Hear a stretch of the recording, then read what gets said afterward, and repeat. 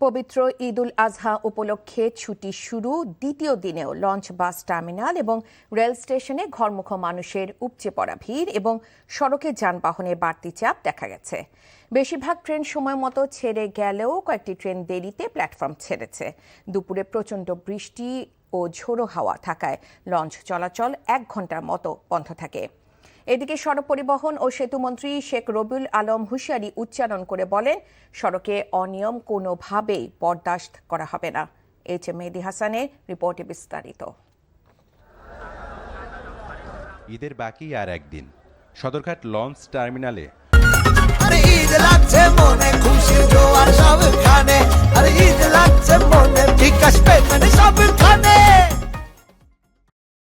দক্ষিণাঞ্চলের ঘরমুখ যাত্রীদের উপচে পড়া ভিড়।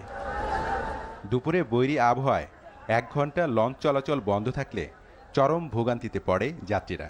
পরে চলাচল স্বাভাবিক হলে স্বস্তি ফেরে। ফ্যামিলি, মা বাবা, বাচ্চা, স্ত্রীর সাথে ঈদের আনন্দটুকু ভাগাভাগি করার জন্য সংখ্যায় ঝড় তুফান মাথায় নিয়ে যাচ্ছি। 4টার সময় লঞ্চের কেবিন করা ছিল, লঞ্চ ফেল করছি।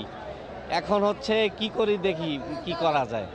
যাত্রীদের ভোগান্তি এড়ানো সহ বেশি ভাড়া আদায়ের ব্যাপারে কঠোর অবস্থানে রয়েছে নৌ পরিবহন কর্তৃপক্ষ। অতিরিক্ত ভাড়ার অভিযোগ নেই। আমি এখানে দাঁড়িয়ে দেখছিলাম, আমাদের তো ফ্রি কুলি সার্ভিস আছে, সবাই নিয়ে যাচ্ছে, কিন্তু যাত্রীরা দেখলাম যে তারা একটু রিজার্ভ, হয়তো নিজের ব্যাগটা দিতে স্বাচ্ছন্দ্য বোধ করে না অনেকে, এরকম কিছু বিষয় দেখলাম। আমি বললাম যে একটা ফ্রি সার্ভিস নিয়ে যান আপনারা, তারপরেও দেখলাম যে কনফিডেন্স পাচ্ছে না। এদিকে কমলাপুর রেল স্টেশনেও ঘরমুখ যাত্রীদের ভিড় দেখা গেছে।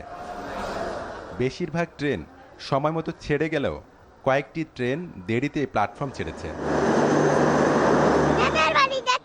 খুবই ভালো লাগছে, অনেক আনন্দ লাগছে।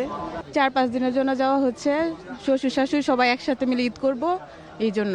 লেট দেখাচ্ছে শিডিউল, এখনো জানি না, ট্রেন তো পৌঁছায়নি। একতা এক্সপ্রেসে যাব।